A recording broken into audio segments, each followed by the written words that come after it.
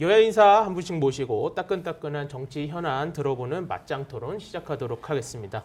김재원 국민의힘 최고위원, 전재수 더불어민주당 의원 두 분 나오셨습니다. 네, 어서 오세요. 반갑습니다. 안녕하세요. 네.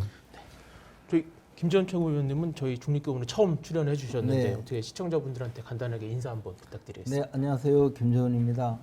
앞으로 열심히 잘하겠습니다. 앞으로 열심히 잘하시고. 근데 계속 불러주시나요? 네. 아우 저희 나와주시면 너무 좋죠. 앞으로라는 말을 한 것이 좀 혼자 쓸데없는 소리는. 저기 와 기다리는 분들이 많습니다. 오늘 기대한다는 분들도 많으셔서 네. 그 전재수 의원님도 한번 네. 두 번째 출연해 주셨잖아요. 네, 네. 인사 한번 부탁드리겠습니다. 네, 반갑습니다. 전재수입니다. 제가 이게 중립기호에 한두 달 계속 약속을 미루고 하다가 오늘 이제 그 인사청문회가 있는데 더 미룰 수가 없어서 이렇게 나왔습니다. 오늘 우리 김재원 최고님과 함께 좋은 이야기 나누도록 하겠습니다. 자 추석 연휴가 이제 끝나고 저희가 첫 방송인데 이게 어쨌든 지역에 많이 다녀오셨을 거 아니에요. 지역 민심도 네, 많이 들으셨을 텐데 어떻게 지역 민심을 어떻게 좀 많이 들어보시니까 이거 좀 한 단어로 만약에 표현하신다면 좀 어떻게 표현하실 수 있을까요? 뭐 전국 민심은 제가 잘 모르겠고 네. 추석 때 제가 댕겨보니까 부산 민심은 좀 변곡점에 있는 것 같아요. 변곡점. 예, 네. 왜 제가 이런 말씀을 드리냐면 제가 부산에서 20년을 골목길을 댕겼잖아요. 네. 이전에 보수 정부에서 배출했던 대통령들 예를 들면은 박근혜 대통령이나 네. 이명박 대통령에 대해서 부산 시민들이 이 두 분이 잘못하더라도 비판을 하면서도 우리 이명박 대통령, 우리 박근혜 대통령 이렇게 불렀거든요. 표현을 할 예, 때. 표현을. 네. 그것은 뭐냐면 정서적 일체감이 있었고 그리고 이러한 정서적 일체감은 견고한 지지로 이어졌거든요. 네. 근데 윤석열 정부 들어서고 난 뒤에 제가 댕겨보니까 이전에 우리 이명박, 우리 박근혜 대통령 하던 그런 표현과 다른 표현이 등장을 하는데 앞에 우리 자가 빠집니다. 그러니까 윤석열 대통령 뭐 이렇게 이거 뭐냐면 정서적 일체감이 이제 좀 사라지고 그러다 보니까 이제 지지는 하되 네. 지지 강도는 좀 상당히 떨어져 있는. 네. 그렇기 때문에 저는 부산 민심이 아마 이번 총선을 계기로 해가지고 굉장히 큰 변곡점에 서지 않았는가. 그러니까 부산만 보면 그렇다라는 말씀을 부산의 드리는 민심은 겁니다. 그렇다. 네. 김전 최고위원 거기선 어떻게 보나요? 아니 뭐 일단 시청자 여러분들 저 전재수 의원님 말씀 중에 댕겼다는 말은 다녔다는 말이니까 이제 통역이 필요한. 영남 방송 오늘 네. 사투리 허용 구역으로. 네. 여러 군데를 다녀봤다 이런 뜻입니다. 그렇죠. 예. 제가 지역구를 댕겨 보니까 네. 다녀보니 사실 지역에서 요즘 경제가 많이 어렵거든요. 네. 어느 시절도 경제가 어렵지 않은 시절은 없었지만 네. 요즘은 물가가 워낙 비싸지고 인건비가 비싸지면서 그 후속 여파로 특히 뭐 자영업 하는 분들 이런 분들 경제가 어려우니까 경제 어렵다는 이야기가 좀 더 심했고 그다음에 이제 항상 듣는 말 싸우지 마라 이런 이야기 뭐 그것도 항상 듣는 이야기인데 네네. 또 우리 지역의 특성상 이재명은 왜 구속시키지 못하냐 그거 하나도 해결 못하냐 뭐 이런 식으로 이야기하는 강렬 지지자들도 네. 또 많이 계셨어요. 그리고 우리 대통령, 우리 윤석열 대통령이라고 하지 않았다는 말씀은 제가 사실 좀 주의 깊게 듣지 않아서 잘 이해가 가지 참 주의 깊게 듣지 않았는데 아마 그것은 지역적 현상으로 이명박 대통령이나 박근혜 대통령은 또 지역 출신이니까 네. 좀 느끼는 그런 일체감도 조금 있었을 거라고 봐요. 어쨌든 그 추석 민심은 집권 여당에게 그렇게 좋지는 않다는 느낌은 받았고 한편 일체감은 그래도 이재명이라는 분이 계셔서 일체감을 좀 받지. 그러니까 왜 이재명을 구속하지 못하냐 아직까지 그런 실력으로 뭘 하려고 하느냐 뭐 그런 이야기는 들었어요. 서로 아무튼 뭐 우리 이렇게 친근한 표현은 안 나왔네요. 예, 상당히. 알겠습니다. 네. 하여튼 뭐 정치권도 이제 쉴 틈이 없었고 이제 민심도 이렇게 드글드글 하고 있는데 네, 본격적인 토론 시작해 보도록 하겠습니다. 자, 이재명 대표 첫 번째 토론은 이제 어쨌든 뭐 민주당에 대한 이야기입니다. 그래서 이재명 대표가 구속영장 기각된 이후에 이제 첫 번째로 던진 메시지가 이제 영수회담 제안을 하고 나섰습니다. 이제 어쨌든 여당에서는 뭐 이제 뭐 대통령 만나서 경 높이려고 하지 마라, 뭐 셀카 한 장 찍자는 거냐, 뭐 이런 식의 이제 비판이 나오고, 근데 또 민주당에서는 이거 이렇게 계속 거절하면 거의 기네스감이다, 뭐 이런 얘기가 나오는 가운데 대통령실은 저희는 드릴 말씀이 없습니다. 그래서 뭐 특별한 반응이 없는 걸로 이렇게 지금 나오고 있습니다. 이런 상황에 대해서는 좀 전재수 의원은 어떻게 생각하시나요? 정상적인 상황은 분명히 아니죠. 네. 굉장히 이례적이고 특별한 경우에 해당하는 것이죠. 그도 그럴 것이 박정희 대통령이나 전두환, 노태우 이 군사정부에서도 네. 군사정권에서도 이 야당을 탄압하면서 때로는 필요할 경우에 만났거든요. 네. 그렇기 때문에 굉장히 이 정상적인 상황은 아니다라는 말씀을 드리고 네. 이 영수회담 제안에 대해서 국민의힘이 또는 대통령실이 반응하는 것 자체가 네. 결국은 지금 윤석열 정부의 국정운영 지지율 그것으로 바로 나타나고 있는 거다.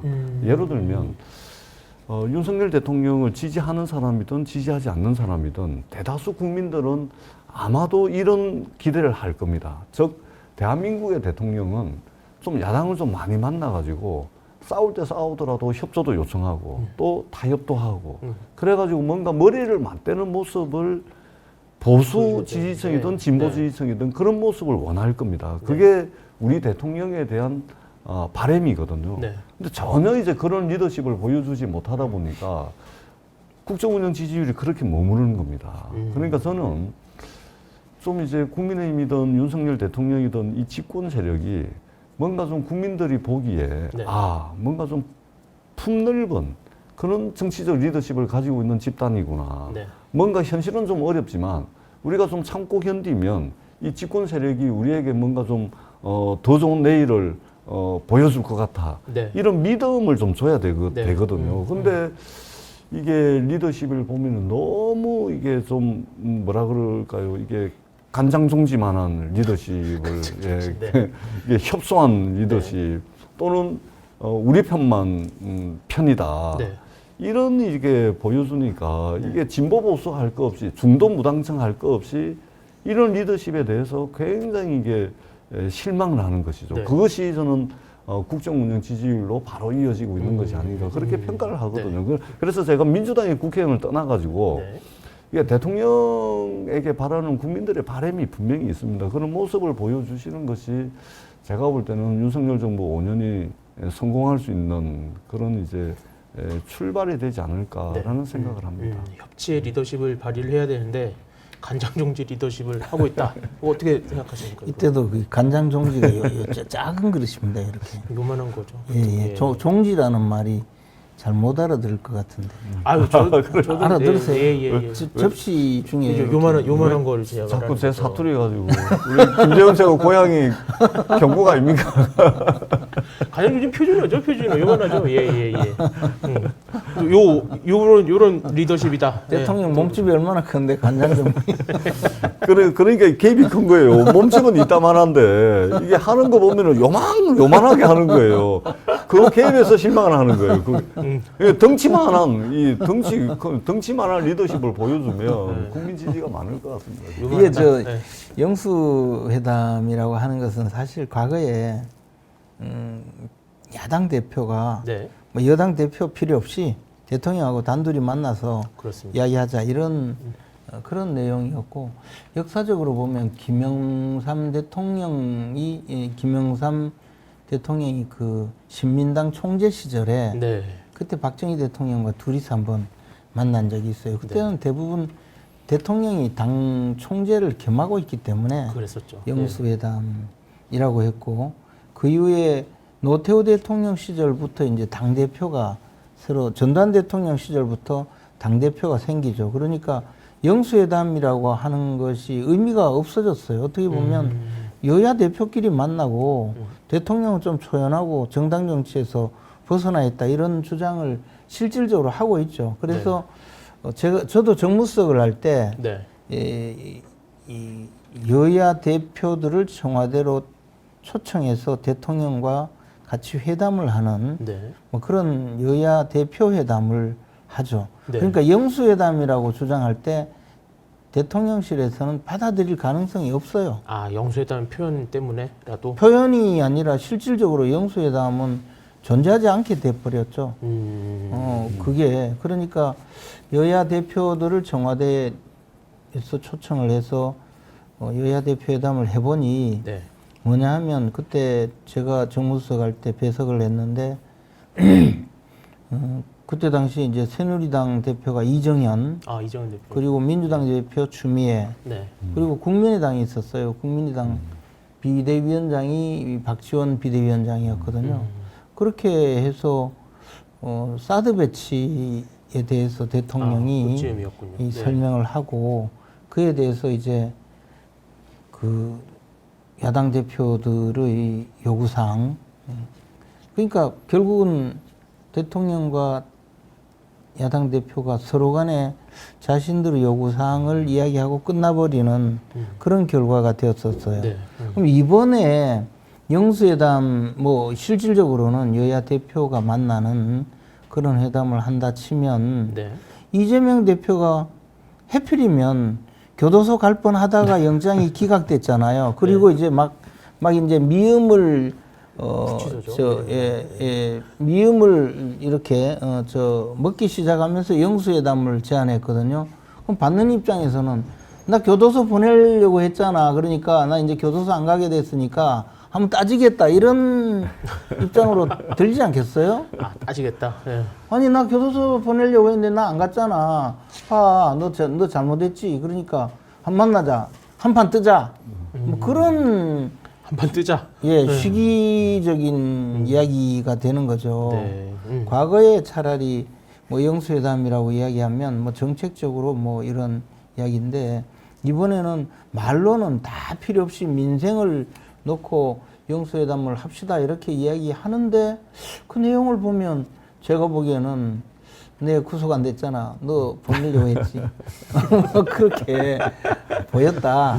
그리고 이재명 대표께서 기본적으로 자꾸 이제 영수회담 이야기 하는데 과거에 역대 대통령들이 사실 많이 야당 대표를 만났어요. 네. 근데 헌정사상 이런 일이 처음 있다 이렇게 주장하시지만 헌정사상 이렇게 재판을 많이 받아야 되는 네.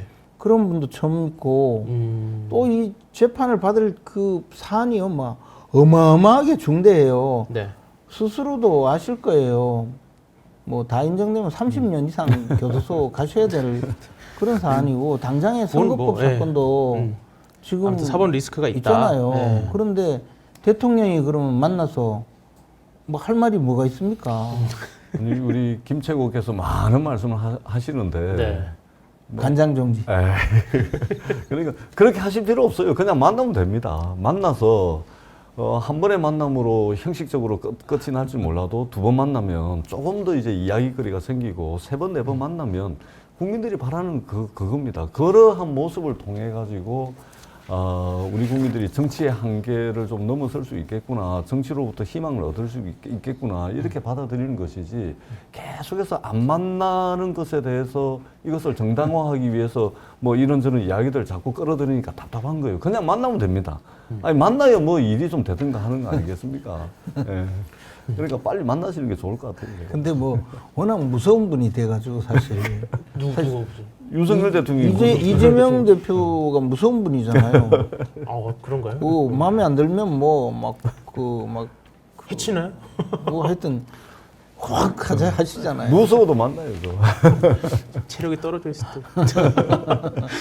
알겠습니다. 어떻게 되는지 한번 지켜보도록 하고요. 이제 한동훈 장관 이야기로 한번 좀 넘어가 볼까 하는데 이제 어쨌든 한동훈 장관 해임을 지금 요구를 하고 있는 상황이잖아요. 네. 그래서 뭐 근데 지금 뭐 홍익표 원내대표 하시는 말씀 들어보면 뭐 국감 지난 다음에 뭐 이제 탄핵안까지 제출을 할지 말지 한번 좀 그때 가서 한번 검토를 해보겠다 이런 말까지 나오고 있는데 어떻게 뭐 이렇게 좀 진행이 될 걸로 보십니까? 이런 식으로. 지금 현재 당내에서 뭐 구체적으로 진행되는 것은 없습니다. 아직은 다만 네. 이제 현대 민주주의 정치의 핵심은 책임 정치거든요. 네. 우리가 선거를 하는 이유도 뭐냐면 뽑아줄 테니까 네. 책임지고 한번 해보라는 거거든요.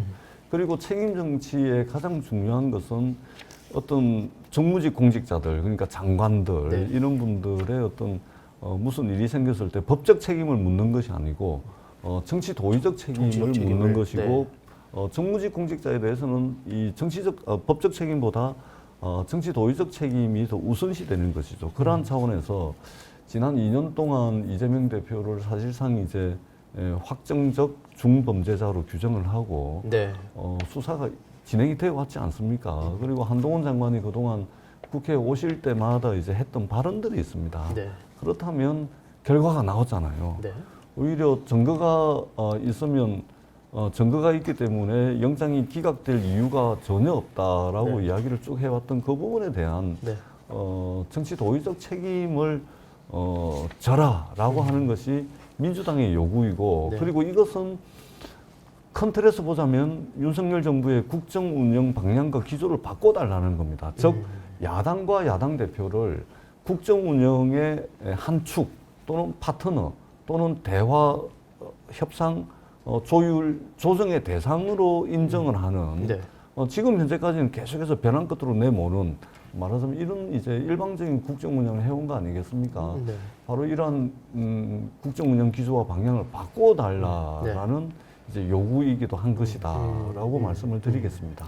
도의적 책임을 져라 뭐 이런 차원으로 볼 수 있다 이렇게 하는데 김전채 아니 의원님 근데 탄핵이란 것은 사실 네. 도의적 책임 해임이라도 그러니까 탄핵이란 것은 법적 책임을 묻는 것이고 해임 건의안은 뭐 정치적 책임을 묻는 거죠. 그러면 이제 탄핵을 하겠다라는 이야기가 자꾸 나오는 것은 민주당이 탄핵 중독증에 걸리거나 탄핵 추억 그 망상에 빠져 있는 거죠. 왜냐하면 박근혜 대통령을 탄핵으로 끌어내린 그 과거의 영광을 잊지 못해서 뭐든지 탄핵으로 어떻게 한번 해보고자 하는 그런 생각이 좀 있는데요. 사실 그 탄핵은 뭐 특별한 경우 외에는 법적인 책임을 져야 되는 특별한 경우 외에는 인정되지 않는 것이죠. 네. 그런데 뭐 거기에다가 한동훈 장관의 그 출마를 막기 위해서 탄핵을 하겠다는 또 뭐 그런 이야기까지 나오는 거 보니까 한동훈 장관이 그렇게 겁내냐? 겁내느냐? 상인가는 뭐 조금 그런 뭐 그리고 해임 건의안은 사실 뭐 지금 큰 의미가 없는 것이 네. 수사의 책임자가 최종 책임자가 검찰총장이에요. 그렇죠. 네. 그리고 기본적으로 그렇죠. 구속영장을 청구한 것도 검사가 청구한 것이고 한동훈 장관은 법원에 영장을 청구한 이후에 그 법원의 체포동의안을 국회에 와서 이 설명을 한 그런 국무위원인데 다만 설명 과정에 과거와 다르게 조금 더 이제 국무위원들에게 국회의원들에게 상세하게 국회의원들이 좀 잘못 알아들으니까 아까 간장종지 해설하듯이 상세하게 설명을 했는데 그게 마음에 안 들었던 거죠, 뭐. 그리고 사실 한동훈 장관이 설명할 때 그 내용을 들어보면 아주 상세하게 설명을 잘 했잖아요. 상세한 게 아니고 그러니까 가결이 자극한 됐죠. 거죠. 어쨌든 자극한 거다. 가결이 되기도 하고 또 그것이 가결되었는데 그 이야기 듣고 상세하게 설명을 잘해서 국회의원들이 가결해서 법원에서 기각을 시켰는데 한동훈 장관이 잘못한 게 뭐가 있습니까? 그렇잖아요. 그렇죠. 법원에서 한 거다 그냥. 예. 아니 한동훈 장관이 설명을 잘해서 법원에서 기각될 것도 가결시켰는데 네.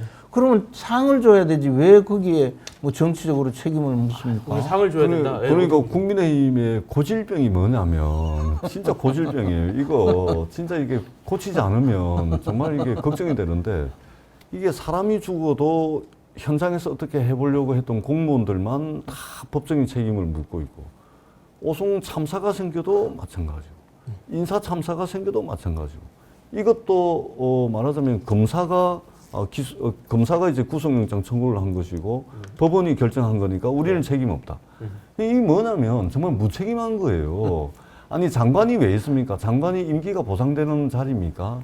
바로 법적 책임을 보다 우선해가지고 무슨 문제가 생겼을 경우에 현장에서 일선에서 뭔가를 해보려고 했던 그 사람들이 아니고 네. 뭔가 정치 도의적 책임을 지기 위해서 우리가 장관이 있는 거 아닙니까? 근데 아무도 책임 안 져요. 현장에서 뭐 하려고 했던 사람들만 맨날 책임지고 맨날 불려댕기고 맨날 구속되고 이러고 있는 거예요. 그렇기 때문에 우리가 지금 이게 선거를 해가지고 왜 우리가 국회의원을 뽑고 대통령을 뽑고 그리고 그렇게 뽑힌 대통령이 장관을 왜 임명하는지 장관은 왜 존재하는지 이 근원적이고도 근본적인 질문을 할 수밖에 없는 왜 존재하는지 그런 모르겠다. 상황에 내몰려 있는 거예요. 근데 그렇지 않습니까? 아니 근데 그 영장 기각 사유에도 보면 증거인멸은 인정된다고 하고 나머지 부분에 대해서도 직접 증거가 없다는 것이지만 직접 증거에 대해서 다툼이 있다는 내용인데 그것은 앞으로 이제 법원에서 네.